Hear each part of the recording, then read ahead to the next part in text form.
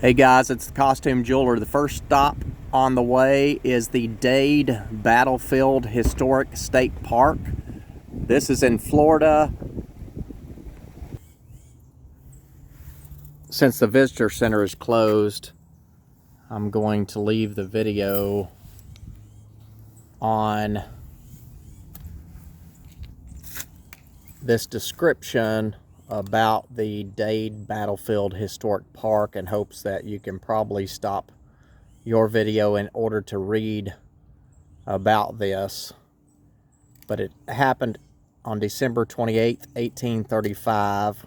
There was an Army column consisting of 107 officers and men, and they were ambushed in this place by 180 Seminole warriors. So we're going to walk around this area since the visitor center is closed, which has a lot of information in it, and we're going to see different monuments inside of the areas where the different people battled and were killed, and maybe there's some good information on those monuments to tell you more about the Dade Battlefield Historic Site. So what you're looking at now under these oak trees is a log redoubt constructed by the last remaining soldiers in Dade's command before they were vanquished by a superior force of Seminole warriors on this spot on December 28th, 1835. And so the soldiers used these in order to try to protect themselves from getting killed and to shield them during this battle. So I'm going to walk you around this so you can see a little bit of this. Again, this is a reproduction. It's obviously not the original from 200 years ago.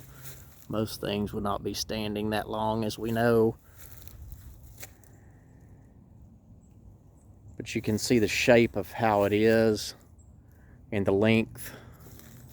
It doesn't look like it would be very protective, but it's better than nothing. I'm going to zoom in on it so you can see it a little bit better.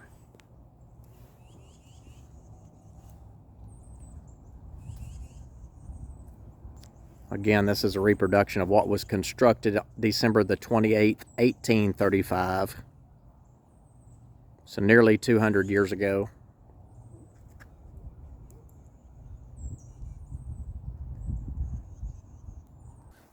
I do recall that there is a story up there about, on some of these monuments, about the soldiers and how far they traveled down through these woods through a trail in order to get to this battlefield location. So here's part of, I guess, the trail, you know, or at least the area back in the day of where they traveled, and I'll show you some more in just a minute. As you can see, it's very wooded. Lots of places for soldiers to hide. And I'm sure back in 1835, there was even more. Here is a reproduction sign that says Fort Brooke and Fort King.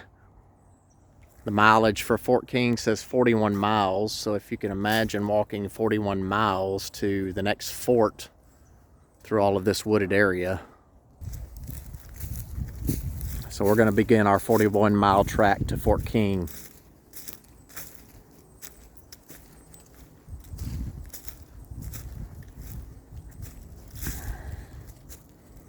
Here's another monument, and while I know you can read, it says, "Up this peaceful road from Fort Brooke toward Fort King came Dade's men to their deaths. Fort Brooke of 1835 is the Tampa of today. Fort King, 106 miles north by the military road, is now Ocala." So we're going to continue our walk through the woods on this trail. We're going to come up on the next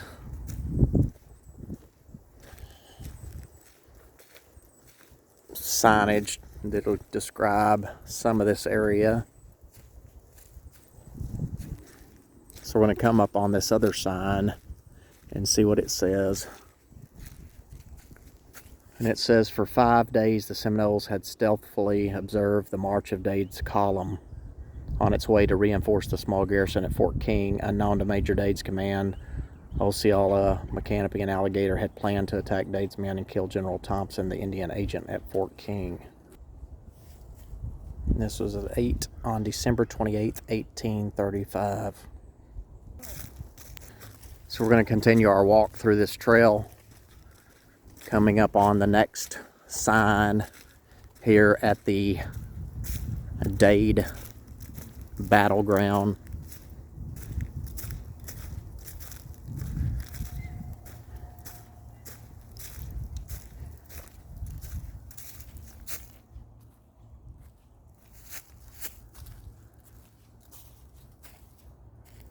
Says that suddenly men reeled and fell to a deadly fire poured upon them from behind trees and palmettos. Half of Major Dade's command lay dead or wounded. Major Dade and Captain Fraser were killed nearby, and 3 of the 6 surviving officers were wounded. Those remaining after the first onslaught sought cover from which they might return the fire.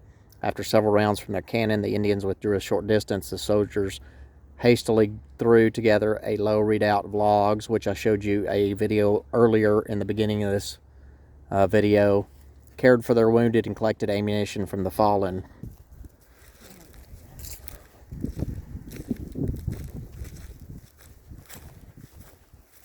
Again, a very wooded area, but in 1835, I'm sure it was much more wooded than it is now.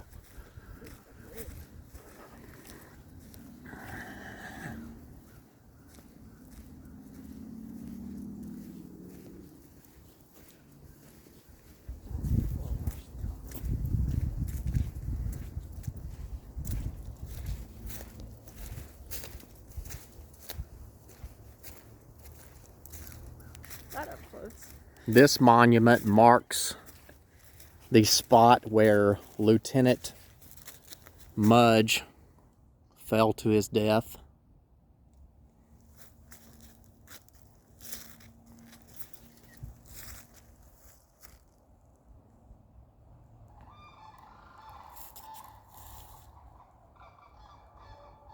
I wonder if that old oak tree was standing here that many years ago.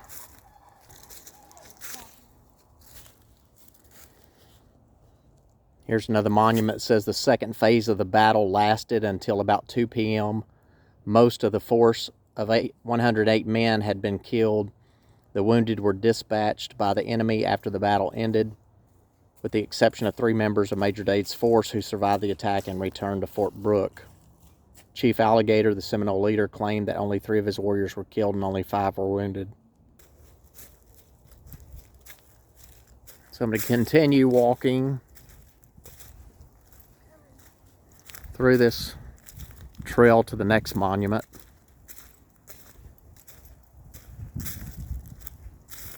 That's a huge oak tree too. Kind of like what I showed you in the last video where I was showing you the 300 to 500 year old oak tree. Big palm growing right up in the middle of it.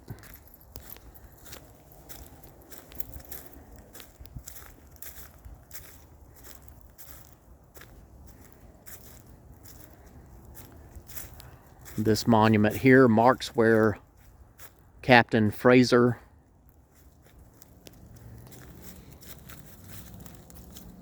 fell during the battle.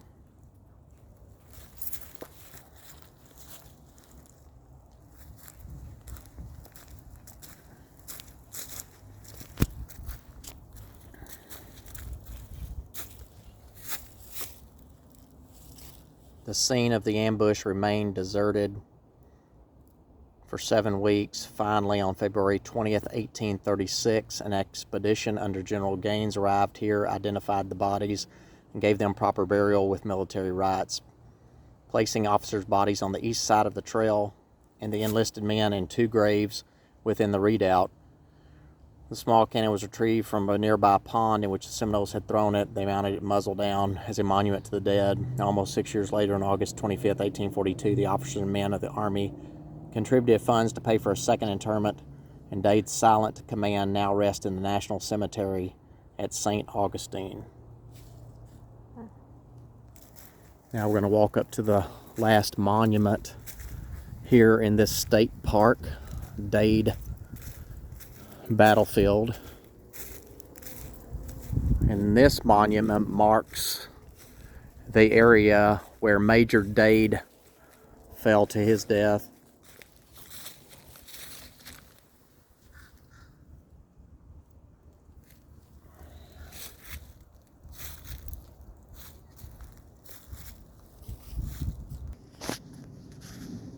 So I hope you enjoyed that short video of the Dade Battlefield Historic State Park.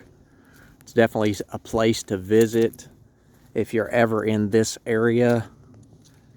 If the visitor center's ever open, that is a great place that has a lot of memorabilia and more history inside that will tell you a lot more about this state park than just walking through and reading the monuments.